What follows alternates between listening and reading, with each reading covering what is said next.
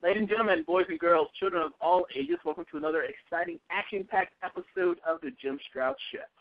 I was watching the news the other day, and I saw some of our fighting vets overseas being interviewed, talking about their war effort, and also talking about how when they return to the country, how they need to find work, and so they can better take care of their families once they have transitioned out of the military back into civilian life once again.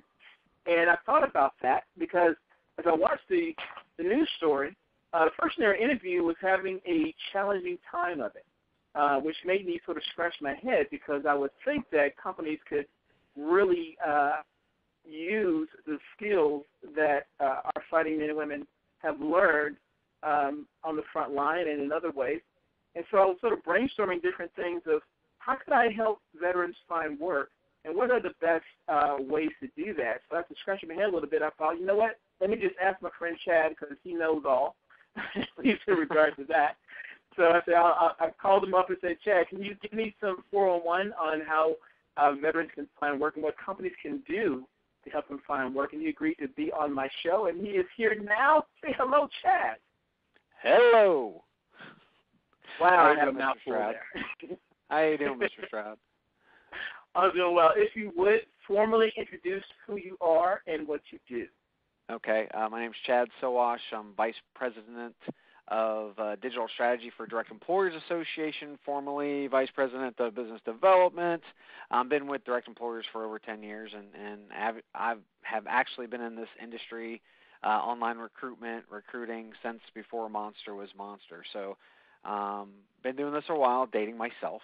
But overall, one of the reasons why Jim called me, especially in this area, is because I'm a 20-year veteran / retiree of the U.S. Army and also the Army Reserve. So, yeah, I mean, there are some issues out there, Jim, and this is nothing new. I mean, it's funny because we see news, newsreel after newsreel after newsreel or segment or what have you about veterans not being able to get jobs, and it's nothing's changed after the last few years. So I don't know why this is news anymore. It's just that we need to do something about it. Yeah, it really scratched my head. I'm wondering, are companies understanding how valuable our veterans are in terms of the skills? Because it goes far beyond just fighting. I mean, it's a lot of things they learn that can be transferred over into corporate life. Yeah, no question. I mean, companies do understand the skill sets. I mean, you're talking about people who have leadership skills that go to leadership schools when they're promoted. I mean, that's something that doesn't happen in the corporate side. I mean, when you get promoted on the corporate side, you don't go to a leadership school. In the military, you have to go to a leadership school or you get demoted. I mean, I went to 4 leadership schools, many other types of schools. I mean, they're really focused and intense on accountability and really mentoring and understanding, your role within the organization, being the Army, Navy, Air Force, Marines. So, yeah, there's no question. Not to mention, these people are physically fit. They've obviously won't do very much harm on your insurance rolls. But they've got top secret clearances. There's so many different reasons why to hire, these men and women, especially not the biggest reason overall is they deserve it more than anybody else out there who guards you, at night while you're sleeping in your bed and you're nice and warm and cozy. Who is protecting you? Those men and women are. So, yeah, they deserve it, and they have the skill sets. But unfortunately, 99% of the population don't serve. So the lingo and the language and the jargon of the military falls on deaf ears on the civilian side, and vice versa with the military. Military, they don't understand what a level engineer testing number 1 is. I mean, they don't understand any of that stuff.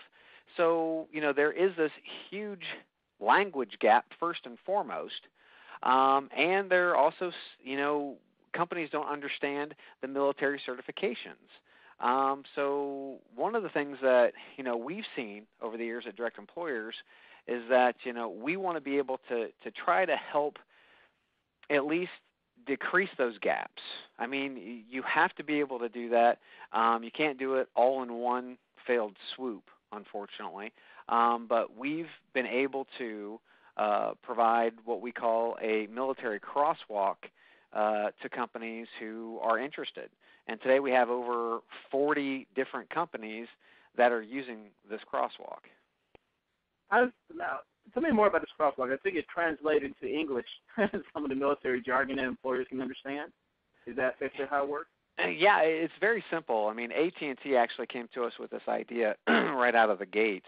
And if you go to att-veterans.jobs or Lockheed Martin-veterans.jobs, General Dynamics-veterans.jobs. I mean, there's, again, 40 plus companies who are actually using this translator. And what it does is it gives a veteran an opportunity to do a normal search. You know, where are you looking for a job? What are you looking for?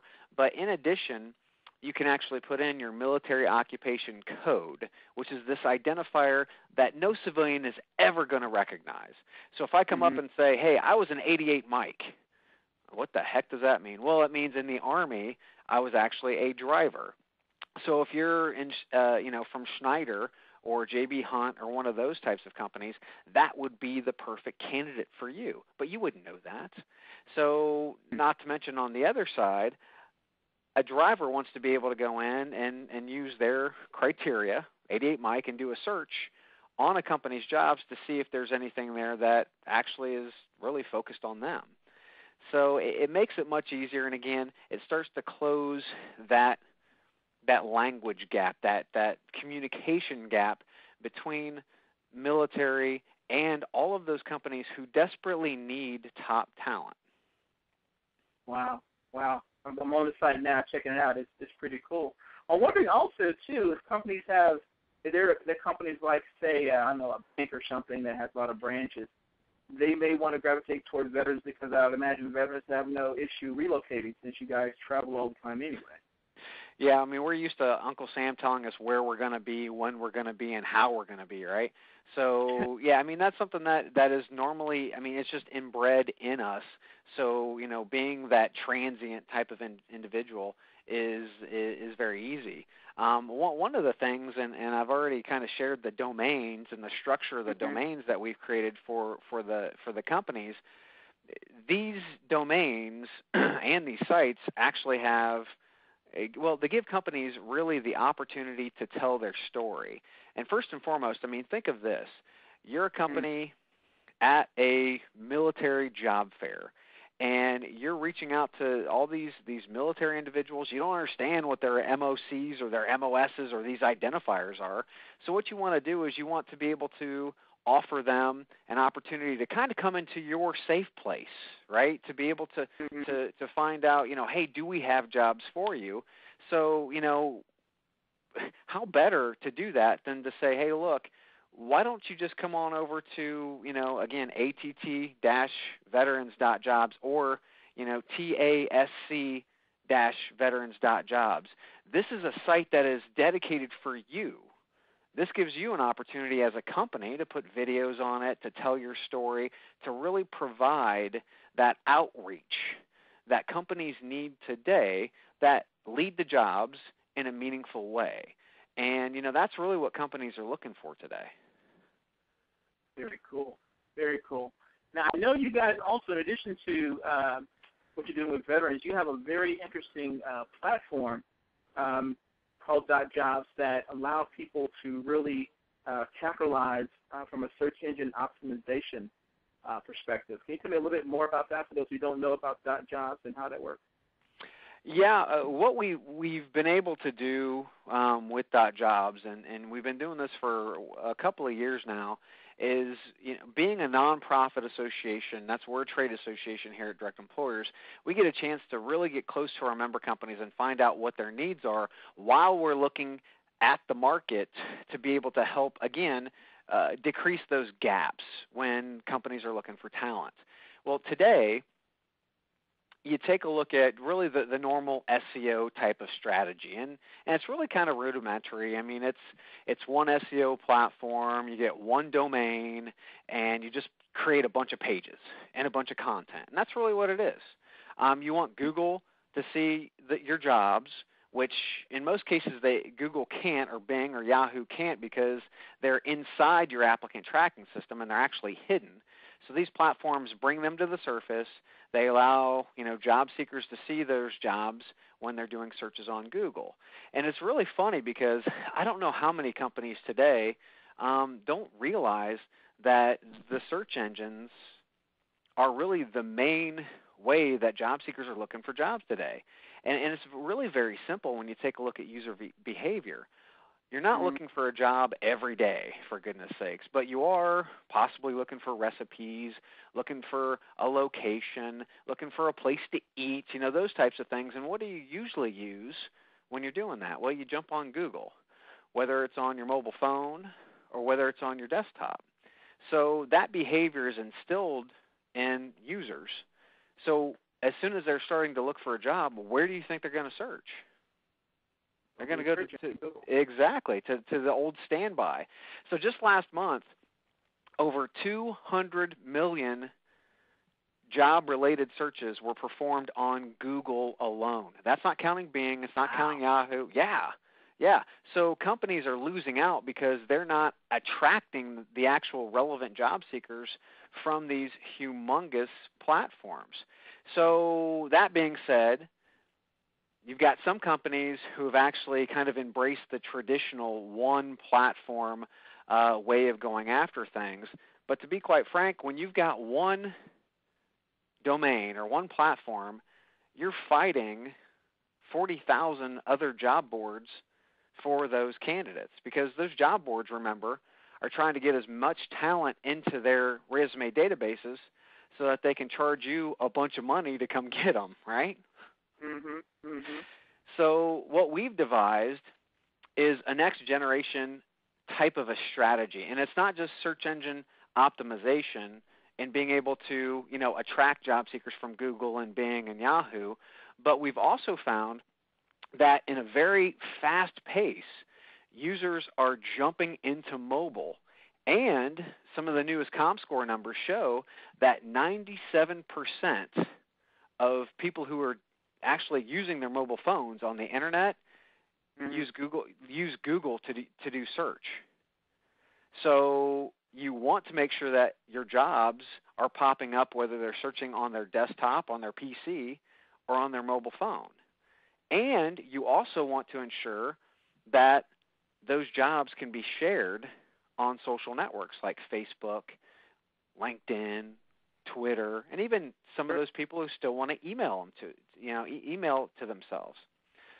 So we've blended this new next generation platform that actually has more than one domain. So instead of having one search engine optimized platform, which was the standard for years, today we have member companies that have anywhere from 30 to 50 to even one of our member companies has over 100 different sites that are connected like a network. And the funny part about this is, Jim, that the technology is so flexible and it's so nimble. Guess how many days it took to get all those SEO, mobile, and social sharing types of platforms up? I imagine it'll take some time to do that, a couple of weeks or so, or maybe longer? It took 10 days. Wow. So they've got an infrastructure that's set that goes after the Google, the mobile, the social pieces, not to mention you can start pulling in those niche areas like we were just talking about veterans. Well, do you have a disability site that's connected to your career site? Because you should.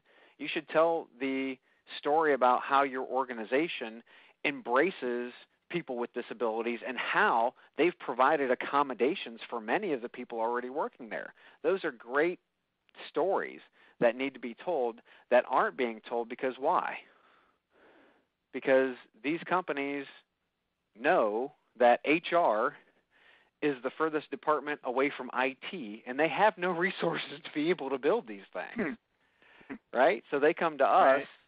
and we can get them up and running with these new platforms that are focused on all these different areas, and it's at a fraction of what they were used to paying for some of these traditional search engine platforms, which, to be quite frank, today are passé.